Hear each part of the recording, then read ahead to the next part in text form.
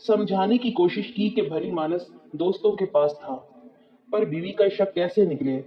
इसके इलाज से तो हकीम लुकमान भी आजिज ठहरे। सो ना मानी। सोचा चलो पहली बीवी तो कहीं गई ही नहीं, वहीं जाता हूँ, आखिर जाड़े की रात भी तो गुजारनी है। वहां गया, वो दरवाजा भी बंद। खटखटाया, जवाब मिला जो नई ब्याह कर लाए हो वहीं जा मरो, अब यहाँ क्या लेने आए हो। मिन्नत समाजत की कि वो भी दरवाजा नहीं खोल रही थी। ये और शेर हो गई कि मुझे क्या पड़ी है दरवाजा खोलने की।